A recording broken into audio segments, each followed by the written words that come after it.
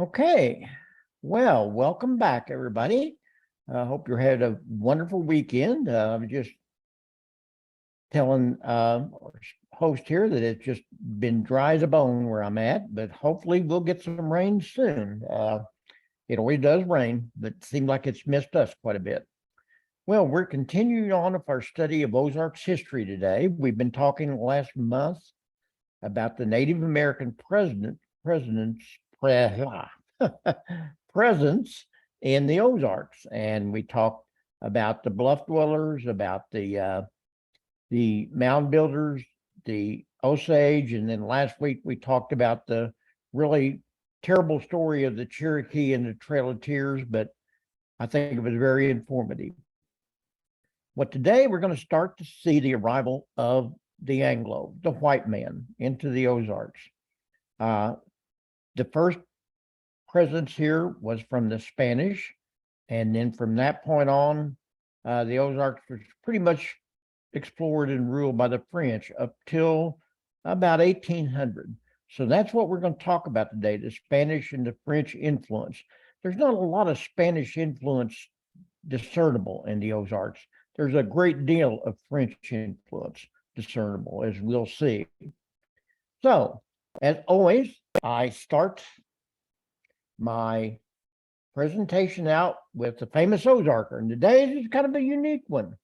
I bet you can tell that by looking at this young lady that she was probably a really famous silent screen star in the early part of the 20th century. I don't know how famous she was, but she was, she was quite well known. Her name was Helen Beck.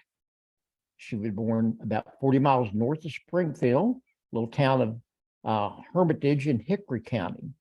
Her dad was a West Point graduate and a retired military officer. Her mother was a teacher. And they eventually moved to Kansas City, and she got interested in the stage and the theater and made her way out to Hollywood in the late 1900s or 19-aughts, 1919, 1920, in that era. And the movie producer, Cecil B. DeMille, met with her and said, I think I want to make you a movie star. But he said, I don't like your name. So I think I'm going to call you Sally. And he looked over and he noticed that he had an atlas on the shelf. And he said, I think I'll call you Sally Rand. Now, I'll bet some of you now recognize Sally Rand. Sally Rand made several movies.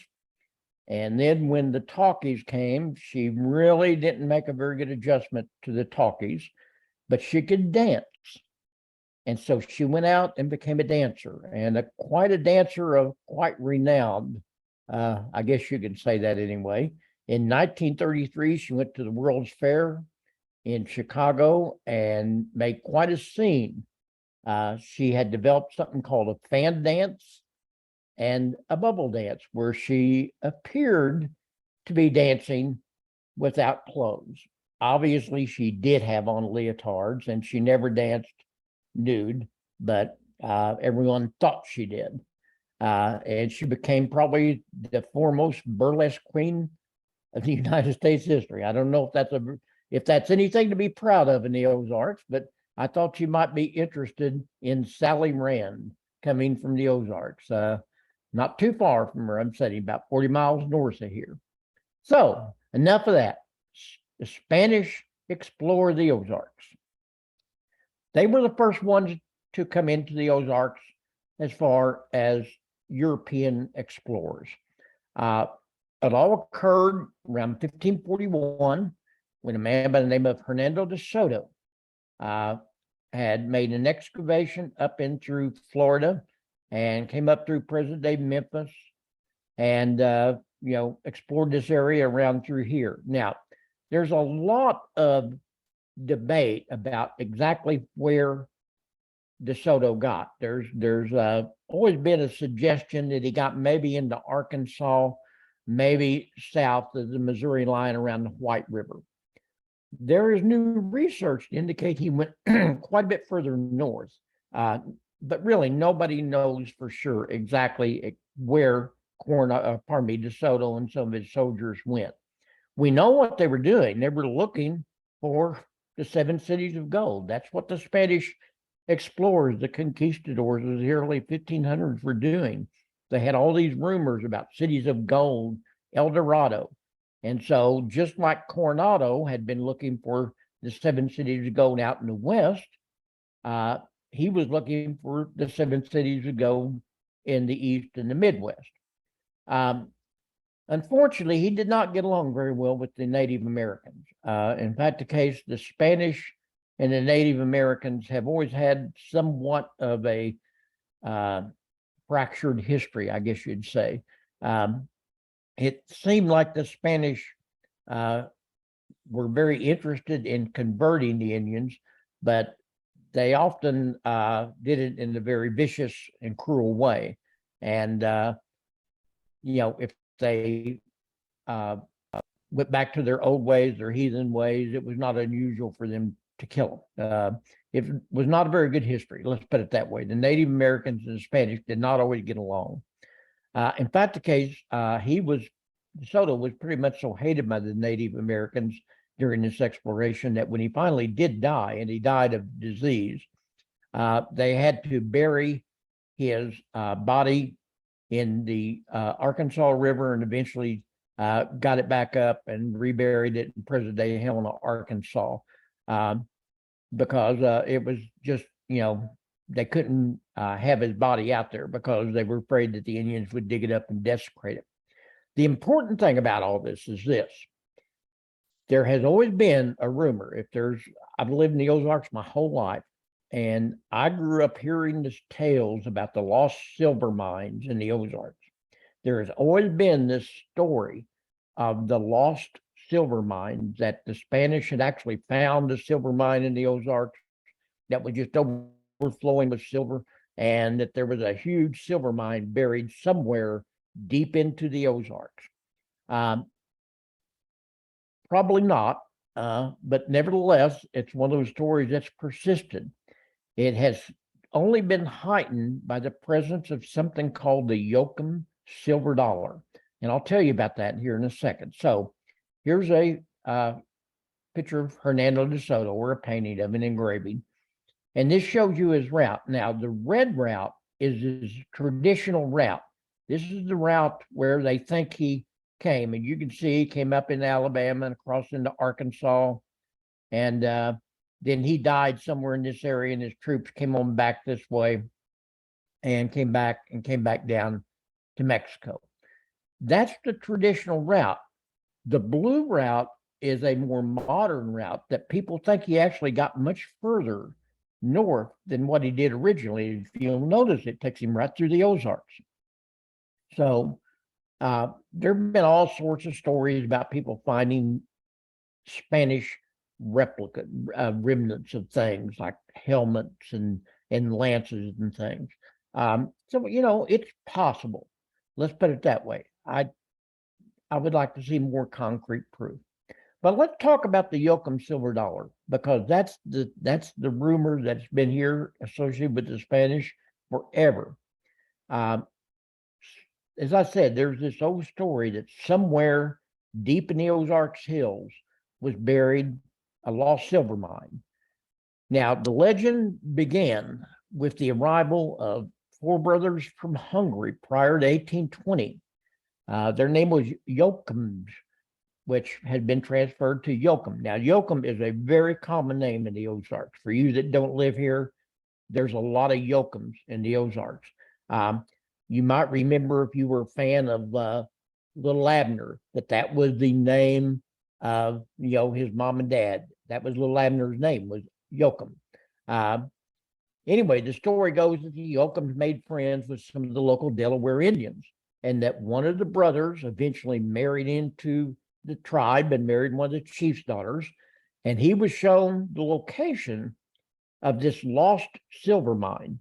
And supposedly the silver mine was just full of silver, and the brothers mined it and got all sorts of silver.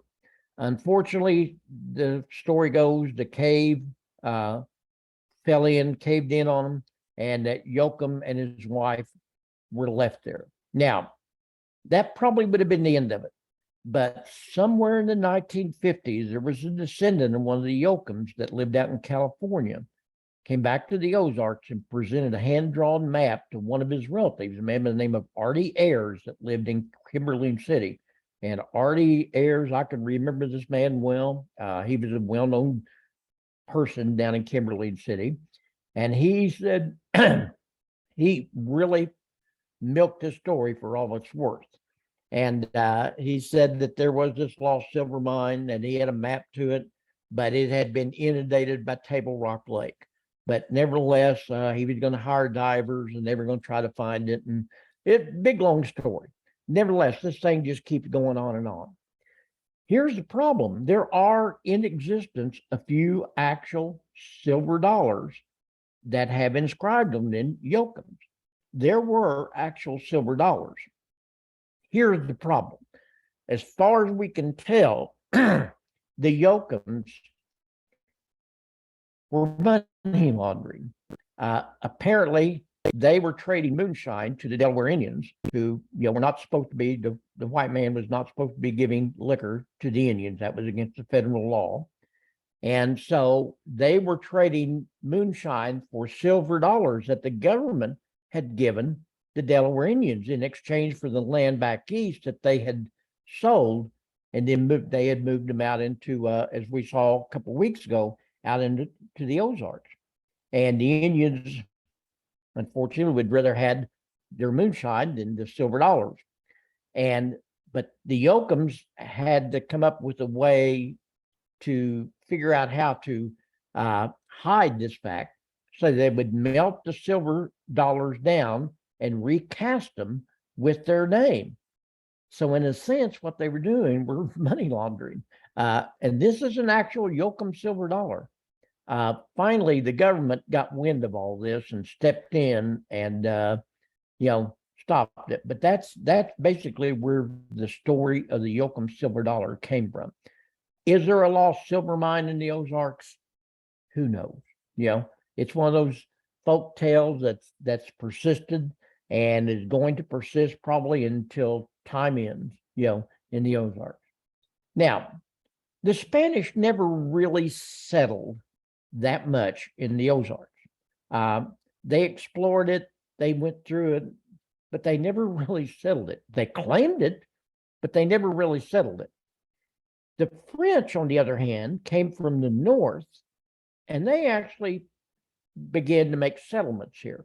So by the 1600s, probably about 80 years later, the French had established colonies in present-day Canada, and they began to explore the upper Mississippi River Valley from the north. They were headed southward from Canada.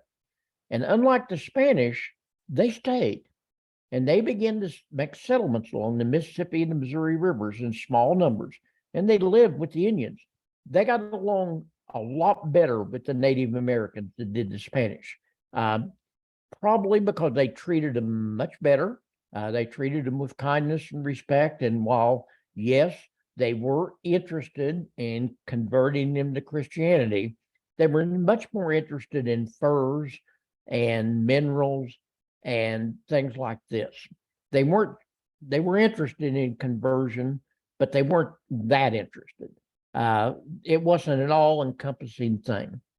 And they weren't looking for lost gold mines. They were looking for more tangible things like furs and lead, And so they were also looking for that elusive Northwest Passage to the Pacific Ocean. There was this story clear up into the middle part of the 1800s that there was a water route from the East Coast to the West Coast. Of course, it doesn't exist, and we know that now, but it was really, as much as the middle part of the 1800s, there were still people that believed it existed. So this is the Coeur de Bois, the woods runners. These were the early French explorers that came north down the Mississippi River. And unlike the Spanish, they began to, settle in the Ozarks, or at least on the perimeter of the Ozarks. There were several really important French explorers that we need to mention. One of them is named Pierre Radisson and Menard Rossier. first traveled down the Mississippi River in 1864, and they got as far south as where the Mississippi and the Missouri River come together, right north of present-day St. Louis. Radisson, of course, is a name that's very familiar. If you're familiar with Missouri, that's a very common name on hotels and things.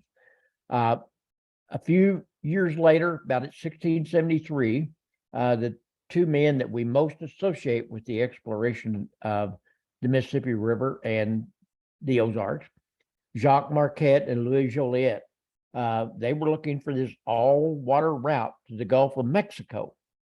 And they traveled down the Mississippi all the way down to where it came into with the Arkansas River at the border between Arkansas and Tennessee. They didn't get any further. They felt like they needed to turn around and go back, and they felt like, but they felt like they had an idea that it went all the way to the Gulf of Mexico. They did establish the first French settlement on the Mississippi River at Kaskaskia. That's right across the river from present-day St. Genevieve in Missouri in 1673. 1682, about 9 years later, a man by the name of LaSalle, he followed Marquette and Joliet's route all the way down to the mouth of the Mississippi River. And in doing so, he claimed the land for the French, naming it Louisiana after King Louis. And so LaSalle was the first one that made it all the way down the Mississippi River. A couple more explorers, a man by the name of Detente, one of LaSalle's associates, later on came back down the Mississippi to where it joins with the Arkansas River and floated up the Arkansas River into maybe as far as Oklahoma. We don't know for sure how far he got, but we know that he was in much of northern Arkansas. And finally, a French explorer by the name of Bourgmont traveled all the way up the Missouri River, present Kansas City area, all the way, probably even end up to the Platte River area, and was one of the very earliest explorers. So the French were really involved in exploring the areas of what we now call the Ozarks in Missouri and Arkansas. So here's kind of a map. This would have been the route of Marquette and Joliet down the Mississippi River all the way down here to the Arkansas River. And then LaSalle came along a few years later and finished it up, down at the mouth of Mexico. Detente, a few years later, took the Arkansas River, up here all the way to the Platte River area of Kansas. And then Bourgmont River, all the way up to the Platte. That's not the Platte, that's the Arkansas River. And so that's all the way up to the Platte River in this area. That's the very earliest French explorers. And there's Marquette and Joliet. And again, they were interested. A Catholic priest, and he was much interested in converting Indians, but they did it in such a different way. They were just much more friendly, and the French and the Indians always got along well in early American history. I thought I would read this. This is an early description by Marquette of where they found joining the confluence of the Missouri and the Mississippi River. I thought it's very interesting. If you've ever been in that area where the Missouri and Mississippi comes together, it's the history of the Missouri River, like that of the upper Mississippi, goes back to the advent of Joliet and Marquette in 1673. It was early in July that these venturesome Frenchmen first saw the Missouri as they were paddling quietly down the Mississippi below present-day Alton, Illinois. Joliet and Marquette suddenly heard the noise of a rapid, which proved to be the Missouri River. And this is Marquette's explanation. He said, "I have never seen nothing more dreadful," Marquette wrote in his journal, as he noted the accumulation of large and entire trees, branches, and floating islands issuing from the mouth of the Missouri with such impetuosity that the explorers could not risk passing through it without great danger. According to Marquette, the agitation of the two streams at their confluence made the water very muddy, so that it could not become clear. The Indians were able to furnish Joliet and Marquette with only fragmentary information about the Picatinny River, which means the Missouri River, because of its muddy water. Marquette recorded is a river of considerable size coming from the northwest from a great distance, and it discharges into the Mississippi. There are many villages of savages along the river. So they thought they maybe had found that elusive northwest passage. They thought maybe the Missouri River. Of course, the Missouri River does go clear up into the Rocky Mountain areas, but it never makes it to the Pacific Ocean. But they had found one of the great rivers of the world. So, as I said, the French began to settle. The first one, as I mentioned, was a little area known as Kaskaskia. By 1700, there was quite a few Frenchmen on the perimeter of the Ozarks and beginning to go into the eastern part of the Ozarks. The French governor, a man by the name of Bienville, reported that several French settlements existed in present-day Ozarks in 1704. For instance, there was a town by the name of Maine-Lambat, as well as a town by the name of Maine-Breton. We now know these as Farmington and Potosi, Missouri, in the eastern part of the Ozarks. They're in the area classified as the Ozarks. The French had also established a little town called Fort Orleans on the Missouri River near present-day Jefferson City in 1723. Jefferson City is right on the edge of the Ozarks. St. Genevieve, established in 1735 by the French, however, is the oldest permanent settlement in Missouri. If you want to see where the oldest continually inhabited settlement is in the state of Missouri, you need to go to St. Genevieve. It's a spectacular town, and I'm going to talk to you a little bit more about it here in a minute, but it's really something to see. By 1769, its population had reached 600 and was the largest settlement in present-day Missouri. St. Louis, on the other hand, had just barely even been found. So St. Louis didn't even really exist. St. Genevieve was the big town, the big French settlement. The settlement had to be moved in 1785 up to higher ground because it flooded with one of the floods of the Mississippi River. And so they had to move it away from its first area. And today, St. Genevieve is a historic site. In fact, the case, I need to look this up a little bit better, but I think it has actually been now designated as a National Heritage Site.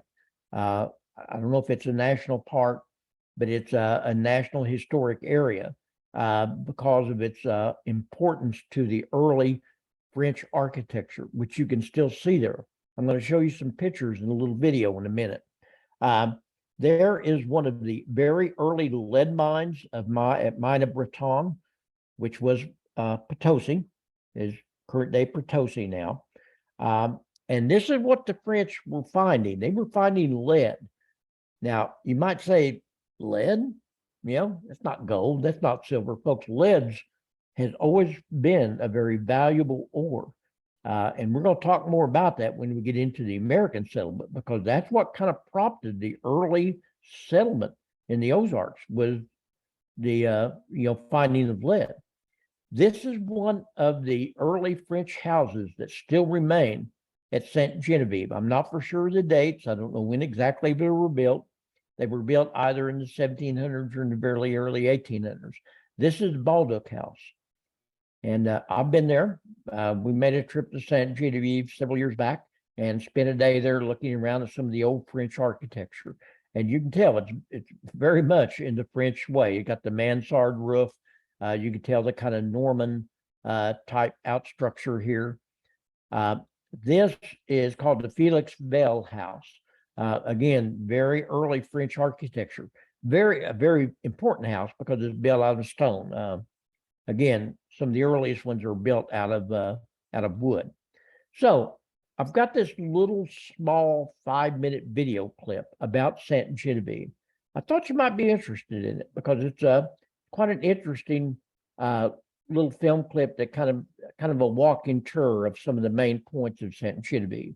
So let's see what we can see. Hey everyone, welcome back to Wander Freely. I am flying solo today. I am in St. Genevieve, Missouri, and Chris is going to stay in Aunt Gladys and work, but I'm going to check out the town, which is a really, really cool historic town. We're in this nice little park right downtown, a nice little RV park with electric hookups. And let's go check this out. What makes St. Genevieve so special? It is probably the finest example we have in the US of the French colonial time period. As someone from Pennsylvania and the former British colonies of the Northeast, checking out the French settlement areas in the South is always special for me. It is a completely different perspective and culture for a settlement that I'm not used to seeing. And yet it too became a part of what we now know as the United States through the Louisiana Purchase. St. Genevieve is the oldest permanent settlement in the state of Missouri and was founded in 1735. As you can already see, St. Genevieve is a lovely town for walking, with plenty of historic buildings, and it is particularly easy to visit as all of the main sites are within a few blocks of each other. There are several houses of interest, and I started at the Felix Valley House State Historic Site. They have restored it to show what the original mercantile store would have been like, as well as the family's living quarters. Next, I visited the Jacques Guibord house. This home is filled with era pieces that were imported much later by one of the more recent owners. The elegant collection is not what would have originally appeared there, but it does show French antique items from the time of Louis XV and XVI. But what I really love about this house is the story of the owner. Isn't that why we love history? It is the stories of the people who lived it. This home was built by Jacques Guibord in 1806, but before he came to St. Genevieve, he had two narrow scrapes in what may be considered some of the most tumultuous and dangerous times in European history. First, the slave rebellion of Saint Domingue. It began in 1791 and established what we now know as Haiti. To save Jacques' life, one of his slaves sealed him in a cargo barrel and they boarded a ship to France. Narrow escape number one. But they landed in France during the French Revolution. Jacques was an aristocrat and his life was immediately in danger again. So the two boarded another ship, this time bound for the Louisiana Territory in America and the French-speaking town of St. Genevieve. Narrow escape number two. The guided tour is great at Jacques' home, and they give you a lot more insight into that time period and the town in general. They also allow you to see the Norman trusses in the attic made of hewn logs and wooden pins, a unique architectural feature. Next is probably the most important home in town, as it is the most authentically restored French colonial home, not just in St. Genevieve, but in the entire nation. Unfortunately, it was closed the day I was there, but it would be the first on my list during a visit. And the historic homes continue one after another. The Amaro House was built circa 1792. It is an example of vertical log construction with Norman trusses and the rare poteau en terre or post-in-ground construction. There are only 5 post-in-ground homes left in the United States, and 3 of them are in St. Genevieve. Some of these homes are in the process of becoming a National Historic Park, so there is some restructuring occurring. You may want to check and see when the homes are open before you visit. And what visit to a historic town would be complete without a stop at the cemetery? This cemetery shows the mixture of lives that were interwoven in St. Genevieve, from the owners of the houses you can tour to a young slave and the young Indian daughter of the great chief of the Peorias. All are buried together at the local cemetery. And besides all the history, St. Genevieve is a lovely town to enjoy. They have a lot of great shops and restaurants too. I ended my day there with a snack. I just had to share this plate with you. Too cute, right? Hope you get a chance to see St. Genevieve for yourself someday. Thanks for watching.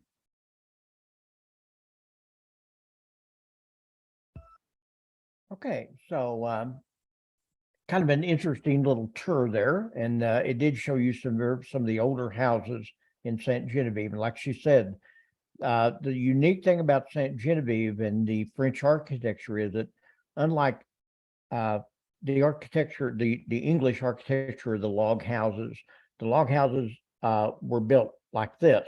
The French houses were post to ground, and they're very unusual. And there's not very many of them. Like she said, there's only 5 of them remaining.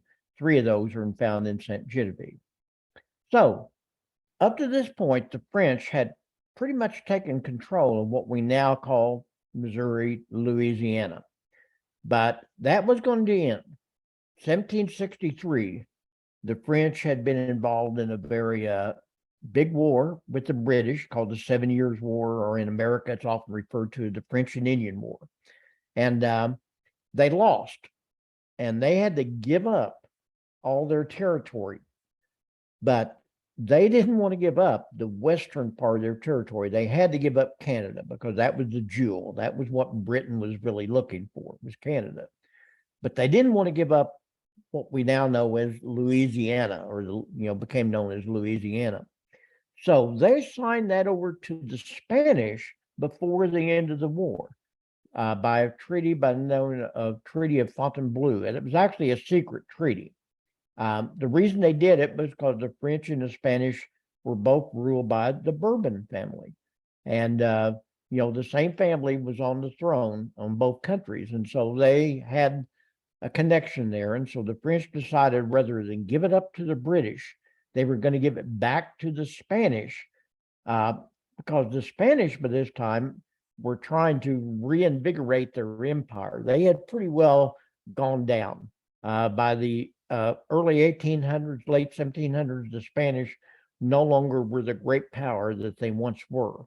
And so they had visions of kind of reinvigorating their empire. And they also saw that the British now were going to control not only what we now know as, knew then as the 13 colonies, but they also now controlled what we called the Ohio River Valley as well as Canada.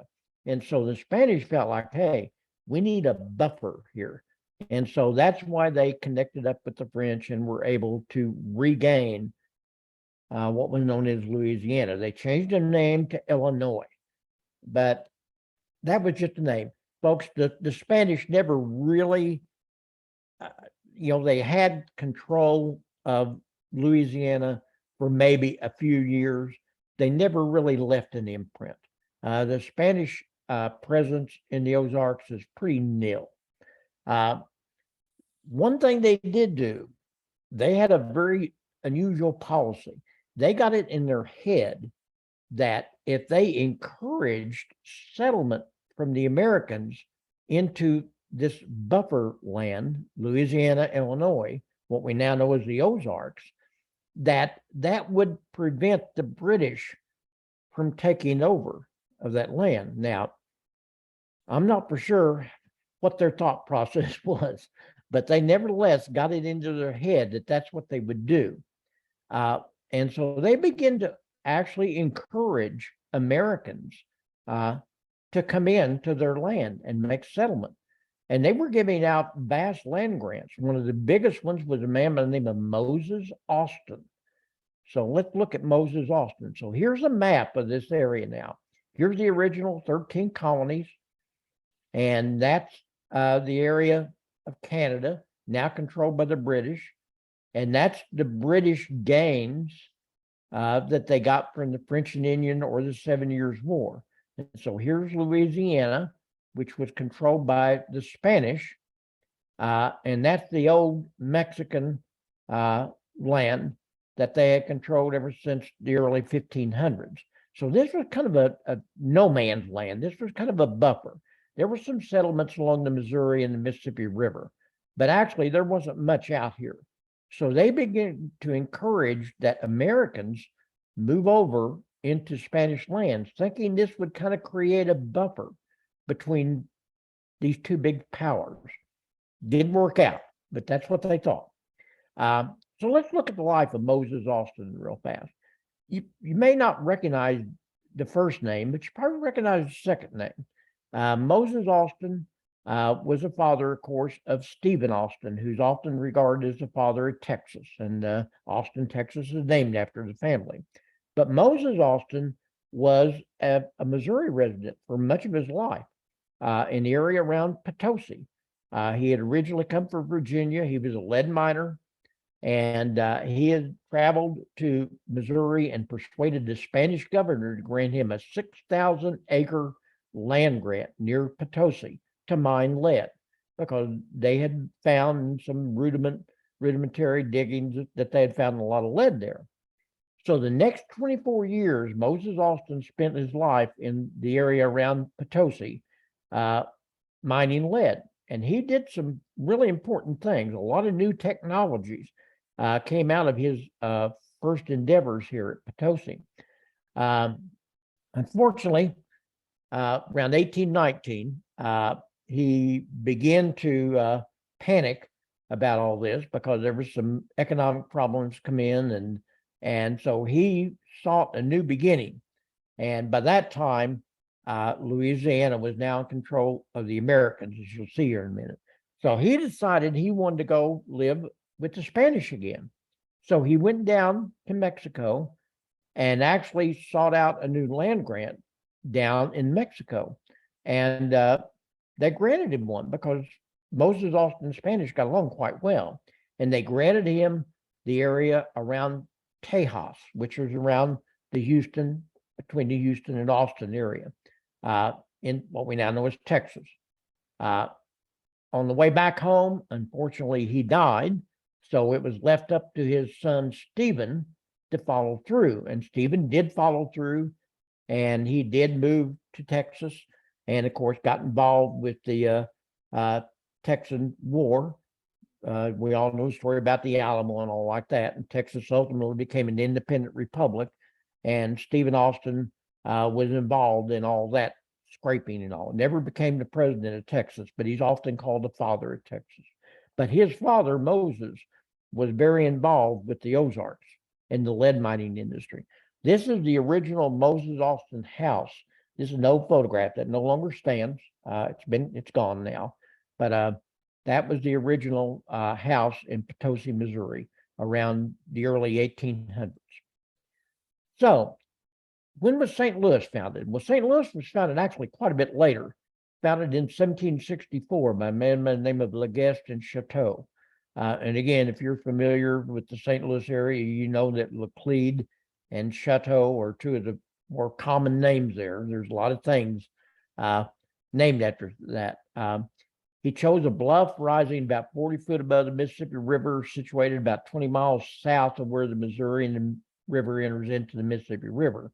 And he named his little settlement, Laclede did, after King Louis the Ninth, who is commonly known as St. Louis. And so it became known as St. Louis, and developed into the primary trading post on the Mississippi River. By 1768, it was already rivaling St. Genevieve, and by 1800, St. Louis had become a very large city. Not much of old St. Louis remains. You can see remnants of it. If you've been to St. Louis, you know that down on the riverbank, there is an area known as Laclede's Landing, which is a touristy area. And it's kind of been, they've tried to kind of bring it back to what it would have looked like during the time of the founding of St. Louis in the late 1700s, early 1800s. And it's a night spot. It's got restaurants and bars and little, I would call them foo-foo shops, where the women like to go and visit. That's a painting of Leguest and Chateau Landing in the area of St. Louis. This is a photograph of Laclede's Landing. I don't think it's quite as popular as it was a few decades back, but nevertheless, it's still there. Not been that long ago that I was down on Laclede's Landing. It's an interesting area, the cobblestone streets and the old buildings. And there's several of them there that date back to the early 1800s. So it's probably the nearest you can see to the old St. Louis 200 years ago or so. There's one interesting fact about St. Louis that a lot of people don't realize. St. Louis was actually the site of the westernmost battle of the Revolutionary War. There was actually a battle of St. Louis in 1780. It was primarily conducted by Indians, commanded by British soldiers. But it was a pretty good sized little battle on the Battle of St. Louis, and it was the most westernmost battle of the Revolutionary War. Look it up. Kind of an interesting sidelight that most people don't realize. So, how did we end up with Louisiana? Well, it's an old story, and I know you all heard it. 1800, Napoleon had gained control of France, and he had big ideas. Napoleon was a big thinker, and he was going to conquer all of Europe, and he was going to reestablish his empire, the French Empire, in the New World, America. So he decided that he was going to regain the old French territory of Louisiana. And so the Spanish were more than willing to let him have it. I'll be honest. The Spanish were like, please take it. It's not worth it to us. It's causing us more grief than it's worth. And so he gave it back to the French. The Spanish gave it back to the French, I believe 1797. I may be wrong on that. Somewhere in that area. And they felt like it was just not worth having anymore. The reason Napoleon wanted it was because he needed food. Because if you don't know, the big economy of the New World in the early 1800s was centered in the Caribbean Sea, or ocean, Caribbean Sea. And there was huge sugar plantations down there, particularly on the island of Haiti, what we now call Haiti. Santo Domingo then, now the Dominican Republic and Haiti. And so he needed food to feed his slave population. And he saw Louisiana as a source of food. Thought they could, grow wheat and corn and all the crops they needed, put them on boats, ship it down to New Orleans, and short, boat ride over to the island of Santo Domingo, Hispaniola. Unfortunately, that didn't work because no sooner had Napoleon regained control of Louisiana than he lost Hispaniola, because there was a huge slave revolt. And the result was that under the leadership of a slave by the name of Toussaint Louverture, they had pushed the French out, and they had lost all the sugar plantations. On top of that, he needed to concentrate on Europe because Britain and some of the other countries of Europe were really retaliating against him, and the war was heating up into the Napoleonic Wars. So the result was that, he needed to sign this over. He needed to get rid of this. And so he would sell it to the Americans. Thus, that's where we're going to end today, because next week we're going to see how the Americans gained control of Louisiana, the Ozarks, and how the Americans begin to move into the Ozarks. And we're going to see some of the very earliest explorations of the Ozarks and how the Americans begin to make their presence felt, not just along the Mississippi and the Missouri River, but also into the interior of the Ozarks. So that's what we're going to see next week, is the early American explorations of the Ozarks. Hope you've enjoyed it today. Hope you'll stay with me and see what we can see next week. Thank you, Tony. I was going to tell you, my whole family's from St. Genevieve. Oh, really? So I thought that was interesting. Yeah. So you know a lot about St. Genevieve. Yep, it is beautiful. I love going there. It's really fun, small town. It's a very nice little town. It's yeah. And it has, I believe, just recently been placed on the National Historic Site or something.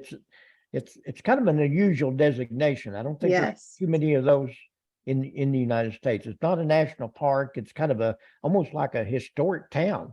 Mm-hmm. Yep. And so it's very interesting. Yes, the area around St. Louis, St. Charles, of course, has wonderful old part of town, as does St. Genevieve. So anybody that can get there, it's a nice place to visit. My wife loves going to St. Charles. Yes, that's awesome. Okay. Rachel, well, we will see you next week, and hope you've enjoyed it. Sounds good. Thank you. Did you have a question, Donna? Yes, I wanted you to ask Tony if he would know how long it would take to get from Joplin, Missouri to St. Genevieve. How long? Well, Let's see. the best way to go would be up I-44. So that's going to be from Joplin to St. Louis, about a 4-hour drive. And then it's about an hour south of St. Louis, but it's on I-55 for the most part. So it's about a 5-hour drive. It Yeah. says Okay. 4 hours, 36 minutes is the fastest. So you were right on the nose pretty much. Okay, thank you. Thank you. Yeah. You can Awesome. Well, enjoy it, Tony, Donna. thank you. You can enjoy it. It's not a real big town, so it's not easy to get. It's easy to get around. Our son would have to take us, but that sounds Yep. interesting. It's a great wine country out there too, Oh, he Donna. would love that. Yes. Yep. he'd love that. Okay. All right. I'll see you all later. Okay. Thank you, Tony. Bye. Bye-bye.